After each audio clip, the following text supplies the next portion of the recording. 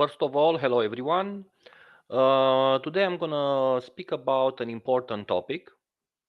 The fact that in today's occultism and magic, people are dependent on books, on tables of correspondences, on all kinds of intellectual stuff. They are burdening themselves with intellectualism and academia. They are learning rituals that do not bring life to the magic. They are employing their minds. They are very geometrical.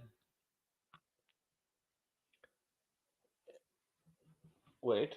And they do not really connect with the reality of magic. So, to connect with the reality of magic, one must connect with nature first. And the real apprentice, the real practitioner, must um, commune with nature first. Where do you think all the correspondences in the tables, in the magical tables, come from? Learning stuff by memory and then learning some techniques and then applying them, this does not make you a magician. Do you have a real connection with the elementals of nature? Do you have a real connection? Do you practice your magic only from your living room? Do you practice your magic only from your mind? In ancient days, the the concept of hugur was in the heart. The hugur was placed in the heart, first of all. So I'm saying, is your magic enlivening in you a real experience of true power and true life? Are you in connection with your own ancestors? To be in connection with your own ancestors is sine qua non. It's a main condition for your magic to work. To be in connection with the Vaitirs, with the spirits that own the land you think you own. Back in the past, there was no such thing as you owning a land without asking permission from the spirits of nature. We live in a world and in a society where civilization completely ignores the will of nature and the will of the hidden creatures in the nature. The ones that we do not learn from botanic or biology books.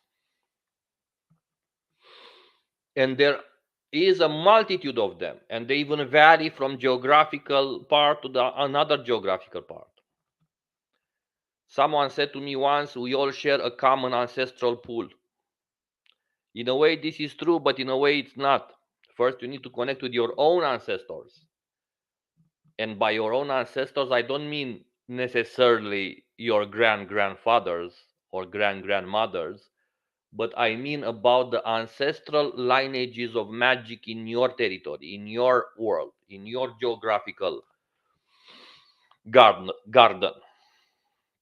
So I would say, first, before you really think you are involved with magic in the real sense, connect with the trees, with the rivers, speak with the bees, speak with the animals in nature.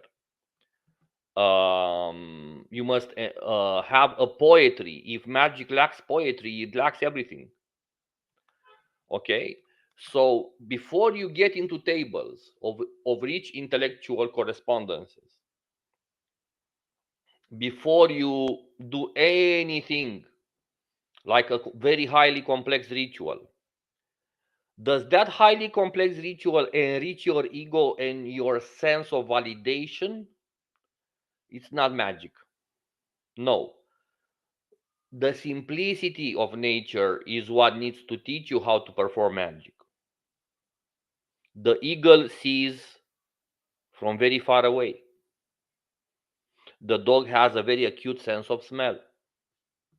You need, as a folk magician, as a folk practitioner, you must connect with the animals in your region and learn from them, with the geographical shapes of your surroundings. See what they can teach you. This is where the true path begins. In nature, communing with the spirits of nature, speaking with the spirits of nature. If you have not awakened that in you, if for you this feels ridiculous, you, my friend, have nothing to do with magic whatsoever. Speak with a bee, even with a wasp, but perform it in a magical manner. Obviously, the wasp and the bee will not understand your human language, but there is a mystery there that you must explore. There is a communion, there is an emission of brain waves that happens at that point, and many other stuff that you need to learn through direct experience. Hello, hello, welcome to my channel. Thank you, thank you. So, speaking with the rivers, speaking with the stones, speaking with different kind of trees, many trees, as many genders, as many types of trees there are. Every tree has its mystery and its symbol. Many symbols attached to it. There are different geographical shapes in nature that contain entire families of spirits. Check them out, visit them.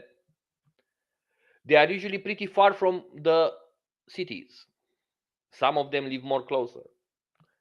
But humans have become very blind to the spiritual forces of nature and they cannot even commune with them. So if someone wants to perform magic, they go to the library if they don't have a master, and that master probably is also someone that has learned from books a lot. And they learn by with their mind to perform some intellectual, highly intellectualized forms of magic, which are, in my humble opinion, dead forms of magic. Okay. uh, so first of all, you must connect with the cultural and spiritual background of your folk before you can even start to think you can perform any type of magic under their guidance. So ancestors, the spirits of the place, and there are some many mysteries that start from here. You must not look down on speaking with nature.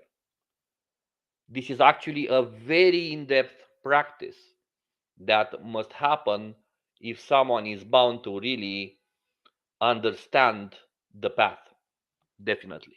Okay, so here we go. So it's very important to speak. The word has power. um, and communing with your ancestors is very important too. I mean, I see a lot of people from Europe going to India, going towards the Hindu tradition. Do you know anything about the feeling of those ancestors of those places? No. You're alien, actually, to those mentalities and that spiritual background. You're alien to them. Yet you want to enter in communion with those high practices of Tantra. Yet you want to enter in communion with those high practices of Chinese alchemy. Yet you want to enter in communion with those high practices of whatever. But do you have the feeling, the ancestral feeling of, of those practitioners? No. You must explore your own ancestral background and achieve a feeling of connection with your ancestors first. This must not be overlooked. Like in a love romantic relationship, you must get to know the person first before you make some normal demands, let's say. You go there, you pay some guru some money, he teaches you some stuff, but you lack the essence. They do not teach you the ancestor worship. They do not teach you how to make tarpan. A lot of stuff is not revealed to you as an European or American or whatever. Speaking this from direct experience. As a guy from outside, you will always be the guy from outside, no matter how high you get up there. There is a risk that those ancestors will not even recognize you. Everyone can be nice, everyone can smile, but the background is this guy is an outsider. And I have lived this on my skin a couple of times. It's not spoken. It's not spoken. They are polite. Oh, yes. They want your money and they are polite. So, in my humble opinion, connect with your ancestors, connect with Mother Nature in your place. I'm able to give some real guidance in this sense. So, if you want some real guidance into how to cultivate your own real form of spirituality and magic, let me know. Leave some comments here. Like, share, and subscribe, please. So, yeah. If there are any questions, I'm happy to answer right now.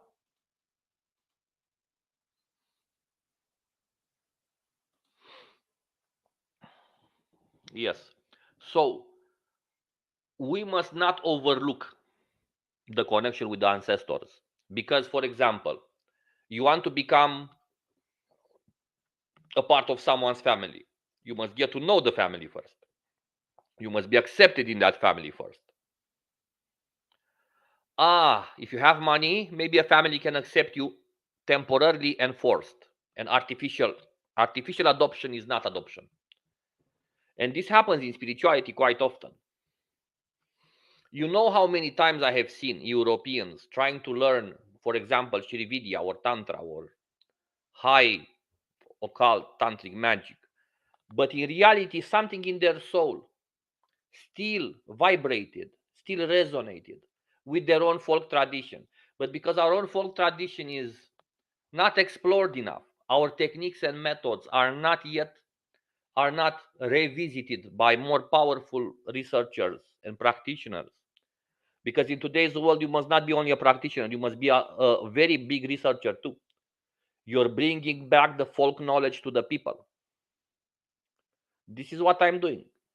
I have access to thousands of practices, spells, and whatnot that were never translated into a more wider known European language, like such as English or German or French. Never.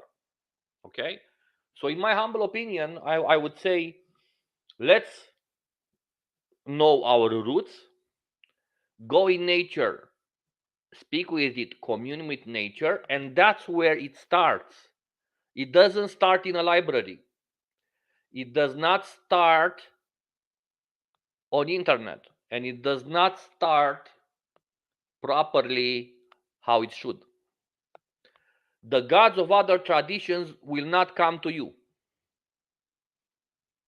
You can have some imaginations in your head. You can have some Disneyland experiences in your head. But no, the real gods that are your own gods from your own folkish background will come to you before you call them, even.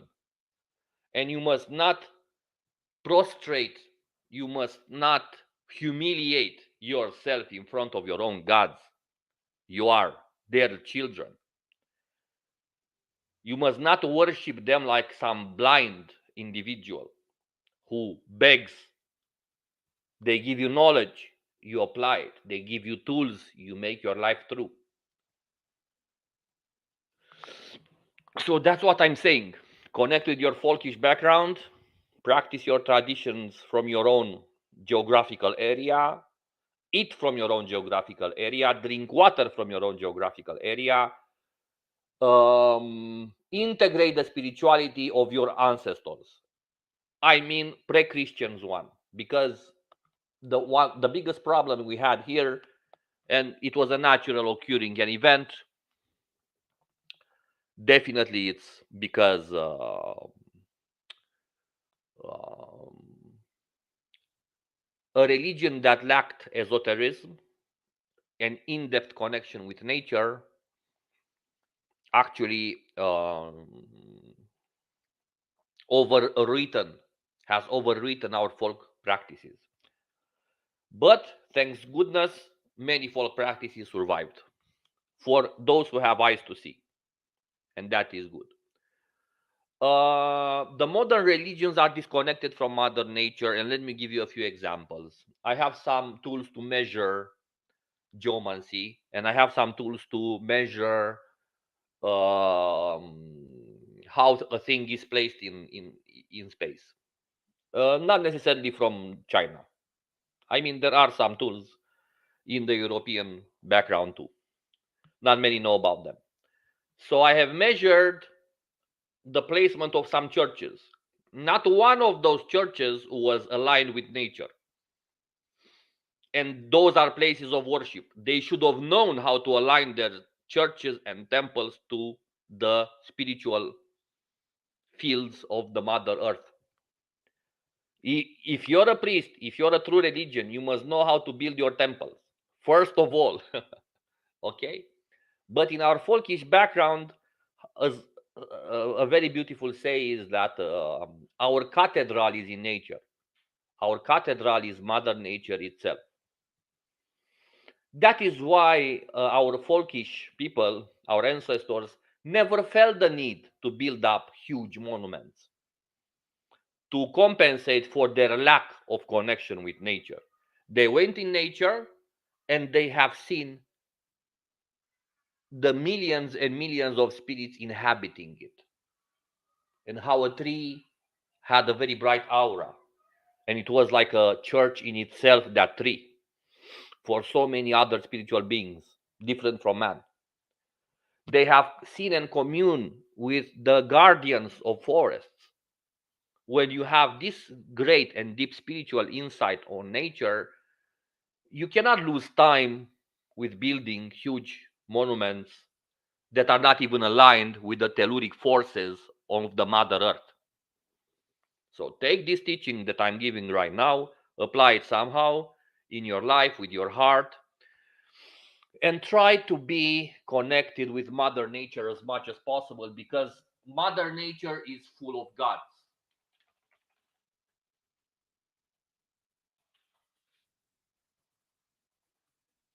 So Mother Nature is full of gods, but those gods are ignoring you because you're ignoring them for a long time.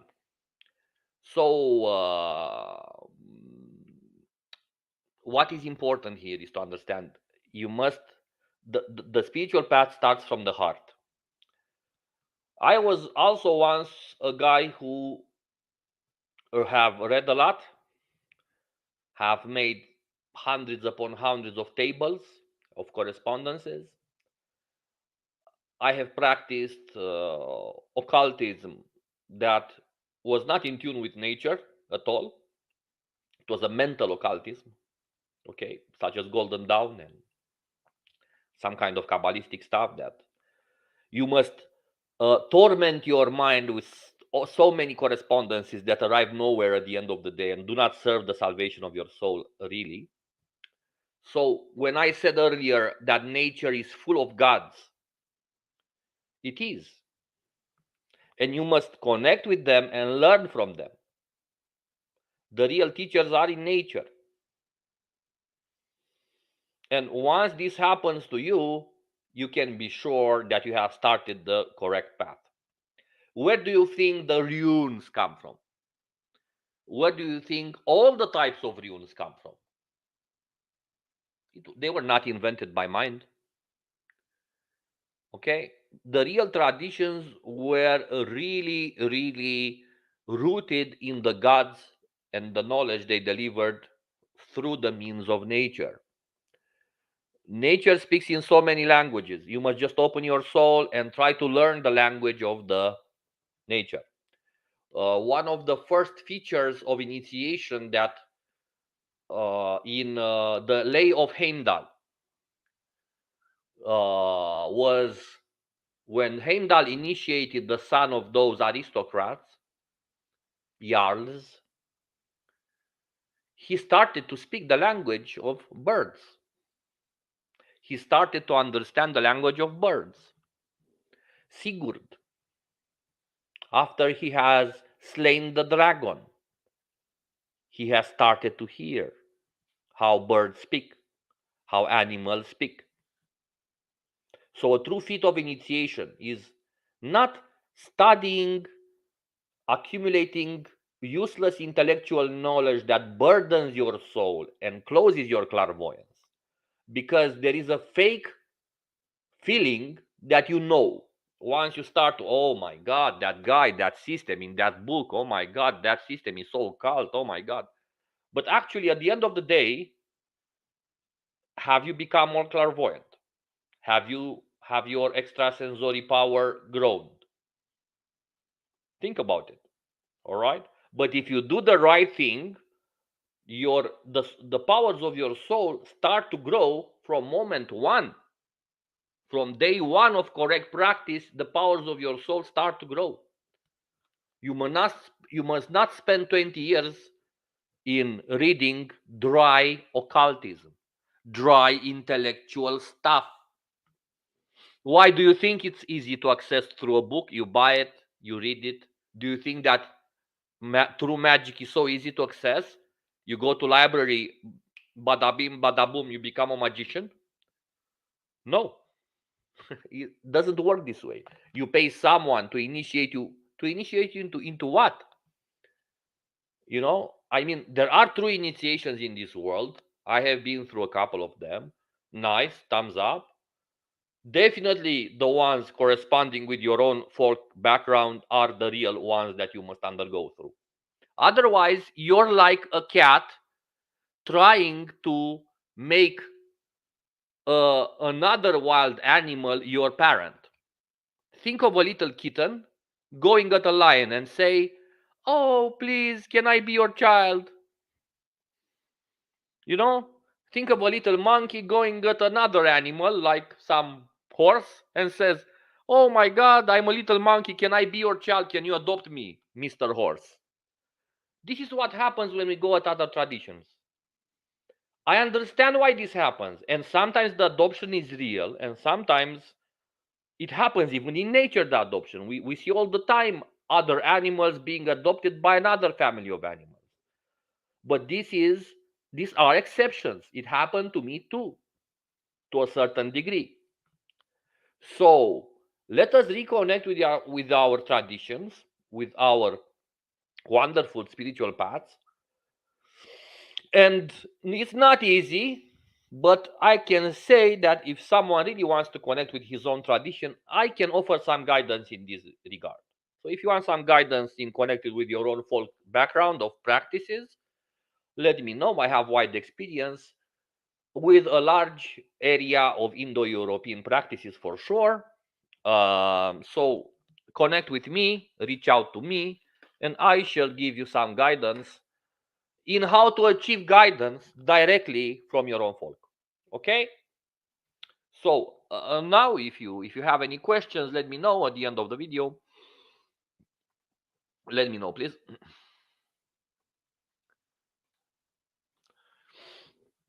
Okay. So drinking from your own water, drinking from your own fountain is the key. Going at other people to drink from their fountains can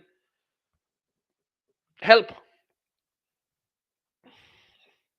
but not until the end. It's not a good start. You're adopted. Why are you begging other families to adopt you spiritually? I mean, you know, when the gods of your folk are still alive in nature. This is what I mean.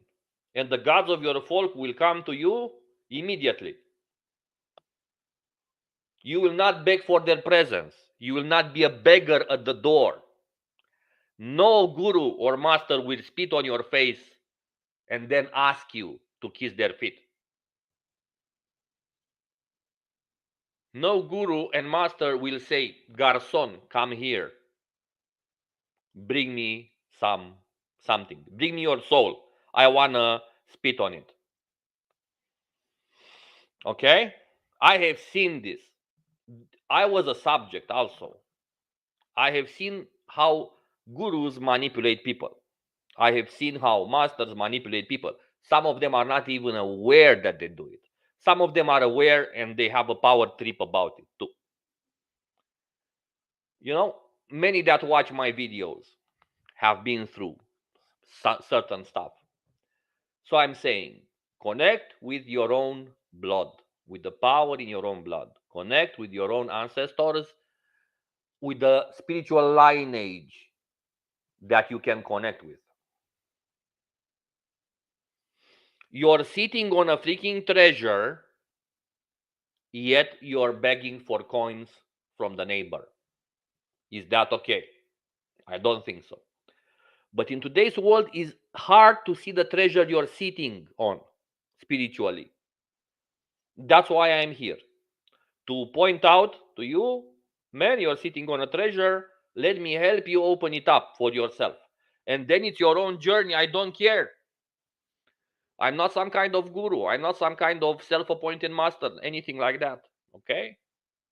I just like to think I represent my own stuff, and that's it. Okay? Anyhow, I hope you enjoyed this video. If there are any questions, like I said, let me know. I'm happy to answer. And yeah, many folk background, many folk gods share many similarities in Europe.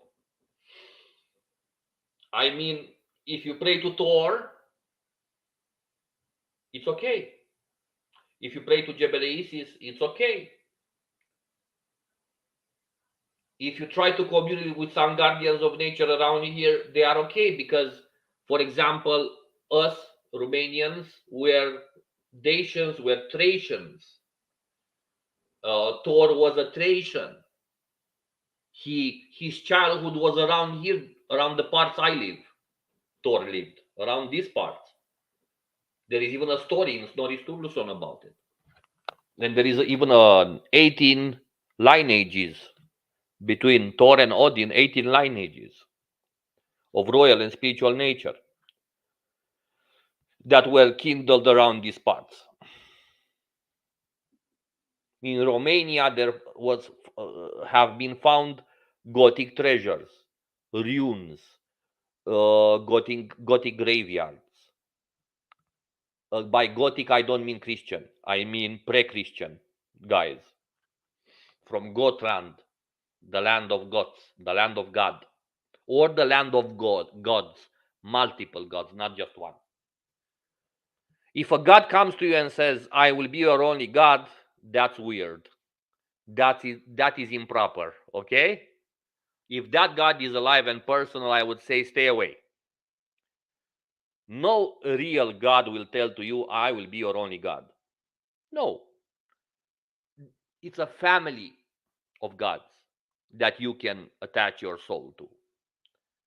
And they never come alone, they come in packs.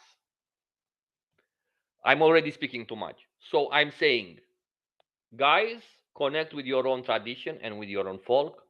Stop begging at other doors. You are living on a treasure. You must unburden yourself from the intellectual knowledge of the so many dozens of years of this. And also, if you mix practices, means that your own practice is missing something. Okay? If you're mixing practices, means that your path is missing what you're trying to mix in it from other paths. So make sure that when you are approaching the folk tradition of your own background, you really understand the full picture. A guide like me can help your own soul, and your own inner guide can help. The spirits of the nature can help. There are entire families of them. Okay? But you must understand, with spirits of nature, there are protocols that must be respected. You simply don't go at some spirits and ask for demands like you own the place.